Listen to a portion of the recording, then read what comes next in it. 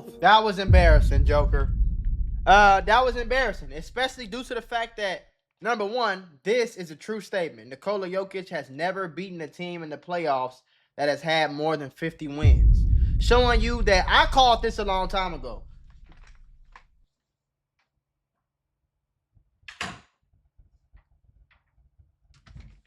Joker is a fluke. Jamal Murray is a fluke. This was never a great team. This was never a dynasty.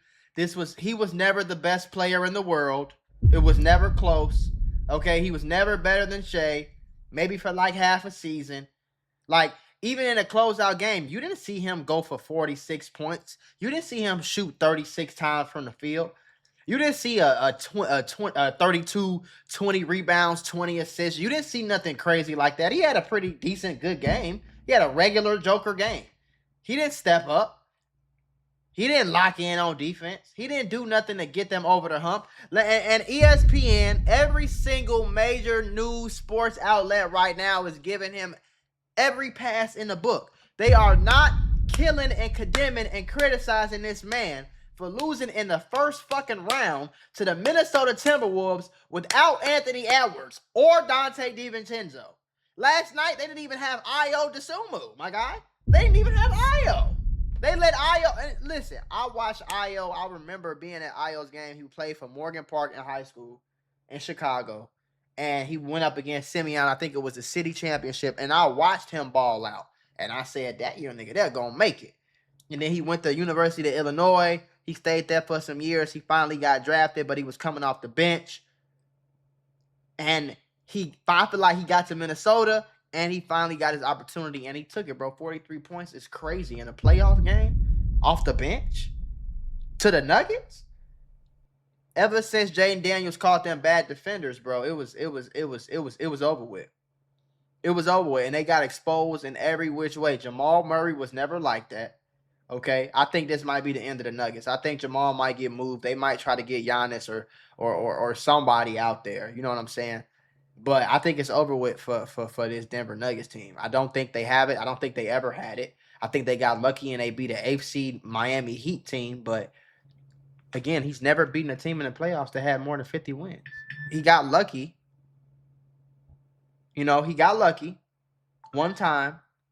But we don't hang greatest of all time achievements to people with one ring. We don't do that. Kevin Garnett, Paul Pierce, Ray Allen, they're not in the conversation. They got one fucking ring. Ray Allen got 2, I think. 2. Let's get into the video, man. A 50-plus. The Timberwolves didn't just knock the Nuggets out. They knocked Nikola Jokic out of the top spot in the NBA. Man has zero argument now for best player in the world. And Denver's window is closed, which sounds crazy, but the young teams are taking over, especially in the West, OKC and the Spurs. Think of the opportunity Jokic just fumbled. First round, beat your main rival Wolves. Second round, beat Wemby in his first playoffs while he's still vulnerable. Then, conference finals take out the defending champ for winning it all. That run would have taken Joker into top 10 player all time. You include his 3 MVPs, I'm talking sneaking into that top 10 with another 5 I don't plus. think it would have. I don't know about top 10. I don't know. Y'all be real quick to get these people these. Like, where the fuck is Kobe Bryant? You sure you gonna try to tell me Nikola got some MVPs and 2 rings and he's better than Kobe? Like, stop it, bro. Everybody else on this ring has multiple seasons in his career. Now, we got people pointing out, hey, this Jokic guy, second thought, he's never even beat a 50-plus win team in the playoffs. Or, yeah, he's got more MVPs than second round series 1. Fraud. No, he's a basketball genius. So how did Joker just lose to a team in the first round who basically didn't have their best player? Anthony Edwards, a factor in game 2, that's it. Close out game 6, Minnesota didn't have Ant, Dante DiVincenzo, or Ayo Dosunmu.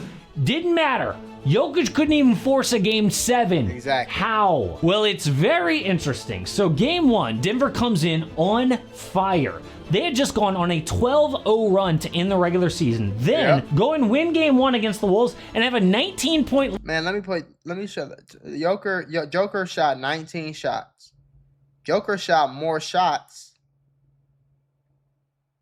in game 2, game 3, and game 4 than he did in the closeout game 6. 28, 9, and 10. I mean, that's a pretty good game. He shot 19 shots. He hit 11. He was real efficient. 1 for 5 from 3. He was terrible shooting threes this whole series. Oh my God. 4 turnovers. He was a -9. I mean, like, that's not the game I want to see from my superstar player. I don't want to see you shoot 19 shots on 28 points, 9 rebounds, and 10 assists. I want to see 40, 42. Even if you lose, I want to see 42 points. I want to see 14 rebounds. I want to see 16 assists. I want you to turn up and go crazy in a closeout game without their best player. Lead in game 2. This thing is a wrap. But y'all can't defend everything fell apart, Rudy Gobert began to play elite Rudy level locked defense him up, though. I ain't Jokic. gonna lie. I am talking all Rudy locked over him down. Man made everything so tough. The fact that Jokic suddenly cannot hit three-pointers anymore didn't help. So man goes just 1 for 7 in that fourth quarter as the Wolves come back to steal a game in Denver and tie the series. After that, game 3 was arguably the worst game of Jokic's career. But these games have been so much. Just $5, you will get $50 in lineups instantly, win or lose. With a chance to take or give up the series lead, he went 7 for 26, a career playoff worst, including 2 for 10 from 3. Soon after, reports leaked that he'd received a pain-killing injection in his right wrist, which would explain his unjoker-like shooting. But really, that's just an excuse because once again, Rudy Gobert shut him down. Instead of responding though, Jokic lost his temper. Jaden McDaniels hit a layup with 2.1 seconds left, game 4. Jokic sprints down the court. Honestly, I knew the series was over when he did that. He was in his feelings. You know what I'm saying? He was pouting.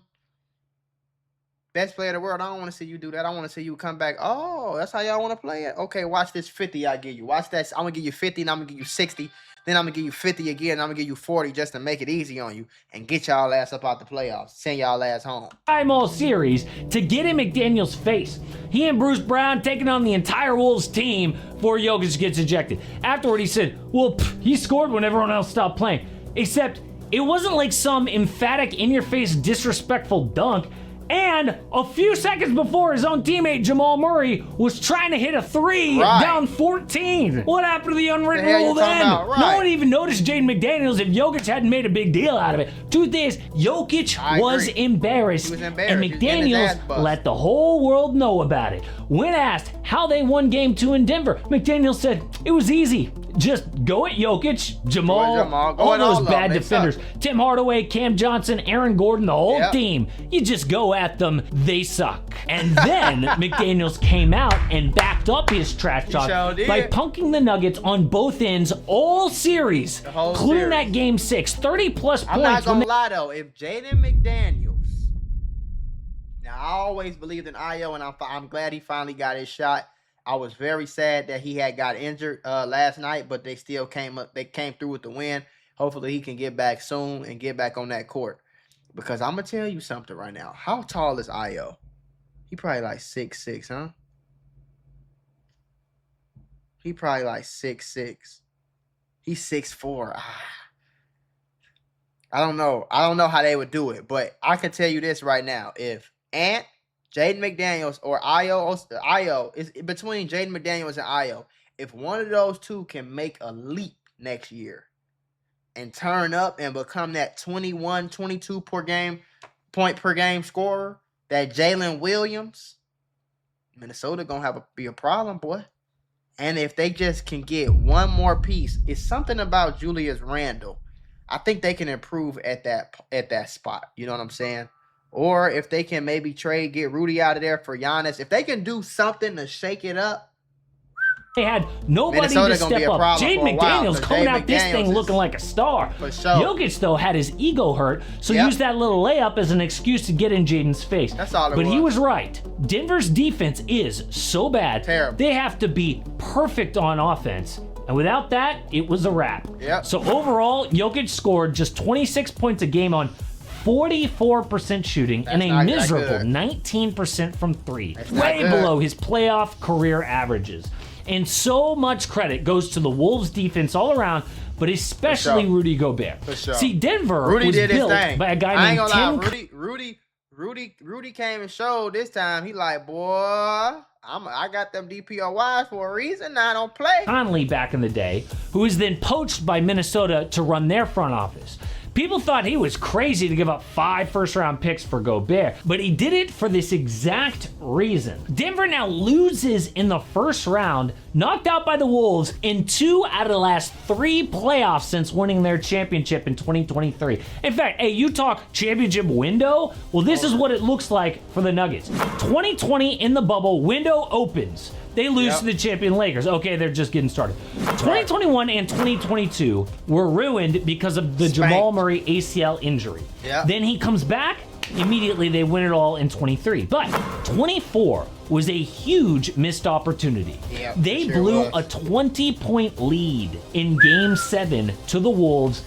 Don't forget about that. I watched all of this happen. They blew a 20-point lead. Don't forget about that. They had a 20-point defending champions. Had a 20-point lead in a Game 7 at home. At home.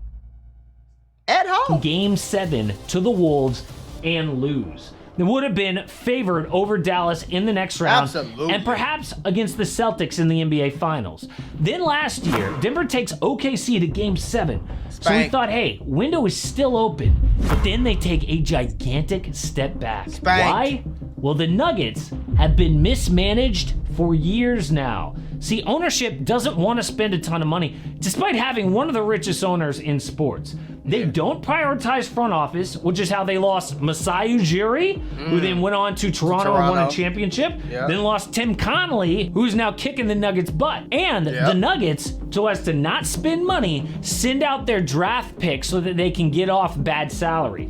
Case in point, Michael Porter Jr., who would have been great in this series. The Cam Johnson trade has been a disaster. Instead, they chose to give Christian Brown a massive extension. 5 years, 120. Stupid. And the reason I have to get on here and say what I have to say is because ESPN, if this was LeBron James, if this was a Michael Jordan, if this was a Kobe Bryant, someone of that ilk, someone who y'all really looked at as one of the greatest of all time, and he got spanked in the first round, 3 of the games, they didn't even have Anthony Edwards.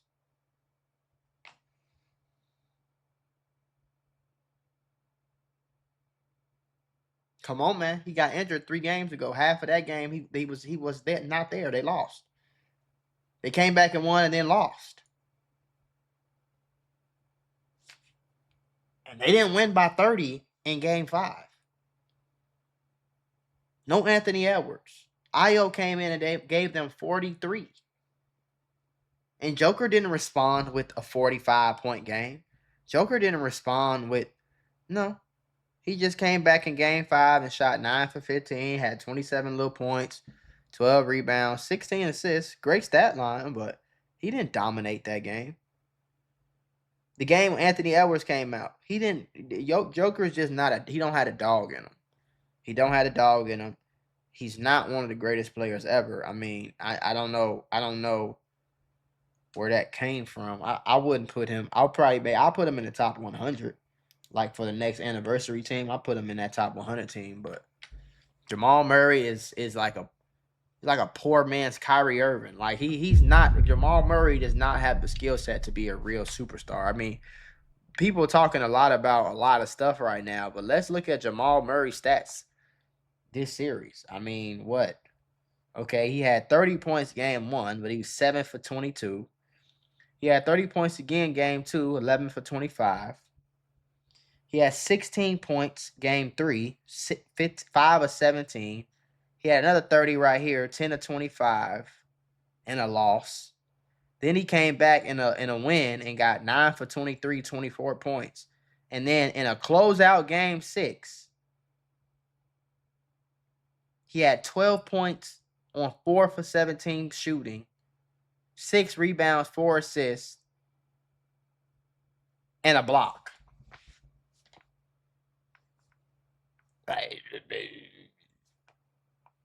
Barely an all-star. This was never the team that was gonna go, and this was never Kyrie and LeBron, Steph and KD, or Steph and Clay, or Shaq and Kobe. This was never that. This is like a poor man Shaq and Kobe. $5 million deal kicks in next year, that thing looks toxic. Woo! Gonna make team building real hard. So what can change? Well, they already got rid of the coach and the front office recently. Stupid. So next up is the players. The Nuggets had so little depth that when Jokic struggled, they had nobody else to step up with Jamal Murray. So what are they gonna do? Trade Aaron Gordon? The man can barely stay healthy in the playoffs or the regular season entering year 13. So many people wonder about Jokic's future. He immediately told the media, though, he wants to be a Nugget for life. All he's got to do is put his money where his mouth is, sign that extension this summer. But outside of that, the Nuggets' assets include 2 first-round picks going to OKC, because, of course, the Thunder have even more draft picks coming in, which is ridiculous. I ain't gonna lie, Sam Presti is probably one of the greatest general managers of all time. The talent that he saw from James Harden to Westbrook to KD, you know what I'm saying, to Ibaka, to getting Carmelo Anthony and Paul George after KD left and actually gave OKC. OKC had a shot. If they would have changed their coaching, maybe had a few more pieces, Westbrook, Melo, and Paul George, maybe that was a few years earlier. That was a serious push and a serious try. And then to get Shea from the Clippers, and then to get Chet and Hartenstein, draft Jalen Williams, the other Jalen Williams. Then a 3rd pick going to the Nets in 2032. So Denver, with 0 tradable first-round picks, you just have these 4 swaps to offer. You have got to put Denver in that Warriors category of needing some big swing trade to make things happen. Maybe Denver is the one who goes out after a Kevin Durant this offseason, with things falling apart in Houston. Kevin Durant Maybe they somehow go after an Anthony Davis or Kawhi Leonard. And I know all that sounds crazy, but think of the position the Nuggets are in. They may never get a player like Nikola Jokic again, or at least in our lifetime. How do you not do everything you can to give that man another shot at a deep playoff run?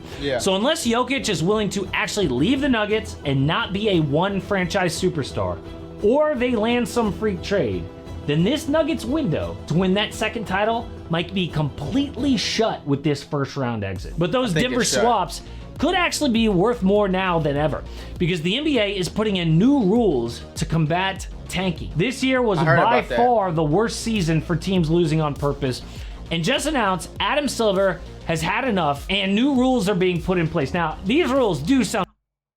Yeah, I'm gonna have to do some research on that, but I mean, well, in my personal opinion, I don't think there's nobody to go get. I mean, you know, maybe you trade Jamal Murray for a Devin Booker, but I don't know if that puts you... Devin Booker would be an upgrade, but I don't know if that puts you in the title run again. You know what I mean? They not coming up off of Cade. Giannis and Joker don't sound... That's not really going to work like that, bro. Joker needs another guard or a wing. He needs a Shea. He needs a Kyrie. He needs a Cooper Flag type of player. You can't really... I mean, maybe you could go Twin Towers and try to get another big, like maybe an Anthony Davis. But Anthony Davis just got traded, so he ain't even played for Washington yet. And they got Trae Young, so they definitely going to try that out first for at least a year, probably. Cade Cunningham ain't going nowhere. He just signed. Damian Lillard just got back to Portland. He coming off an injury. I mean, what? Maybe, I don't know. Maybe the Celtics, the Celtics feel like they got to get rid of Jamal. I mean, get rid of one of the, either Jalen or Jason. I don't really see that happening and moving them to the Nuggets. The Lakers, maybe he gets Austin Reeves. That doesn't really push him over the top. Like, I don't see a trade where, the Nuggets can get a wing or a guard to pair with Jokic and maybe move off of Jamal Murray. That's really going to change the trajectory of his, he's in the finals run now because he got this player. You know what I'm saying? I don't see that. I mean, what guards, what wings could you go get? Paul George is older. Kawhi Leonard is older. and injury prone. KD is a cancer to any team he goes to. He's going to fuck your whole shit up quick, too. And I don't think he pairs that well. I mean, he pairs well with any team. KD is that player who can pair well with any team. But if y'all ain't like overly hooping, he ain't going to be satisfied. Steph Curry's likely not going nowhere. Luka just got to the Lakers. Jalen Brunson is kind of locked in with the Knicks right now. I mean, fuck, bro. Tyrese Maxey, Ja Morant, maybe. That would be maybe cool, but Ja Morant still is a driver too. So it would be interesting to see that Ja Morant, if he can come back to his old self and shit like that. But I just don't see. Shay's not going nowhere. Anthony Edwards probably not going nowhere. Who you gonna go get? Jalen fucking Green? He ain't gonna do a damn thing. Jordan Poole, what you gonna go sign Cam Thomas? I just don't know. Like, I don't know what the next move would be that's gonna like really like turn them crazy. Like, you know what I'm saying? Trae Young just got traded. Like I said, they gonna try him. Donovan Mitchell, I think he just signed a fucking extension not too long ago. LaMelo Ball would be crazy if they could somehow get LaMelo. That would be insane. I'm not gonna lie. That's the first name I'm seeing and thinking of that. Like, okay, they could do something with that. Like, you know what I'm saying? Ja Morant, like I said, they might be able to do something with that. I see DeJounte Murray. I see Emmanuel Quickly. I see Fred VanVleet, Kobe White, Darius Garland. He just got to. And then I see Terry Rozier. He's out. He's fucking in the feds. Drew Holiday. That would be cool, but does that take him over the top? Jordan Poole, that's not going to do nothing. So, I don't know what they're going to do. Brandon Ingram would be nice, but he seemed like he kind of thriving in Toronto right now. I don't know, bro. I don't know what the fuck they're going to do. But I know that they not criticizing Joker like they should be. This is a 3-4-time MVP. How many fucking MVPs he got? Isn't it 4 or 3? Joker has 3 MVPs, bro. A 3-time MVP. He has 3 MVPs in what is that? 4 years? 3 MVPs in 4 years, bro. He just got bounced out in the first round. And that whole series, we didn't see no crazy game from Joker. He didn't even score 30 once. Like,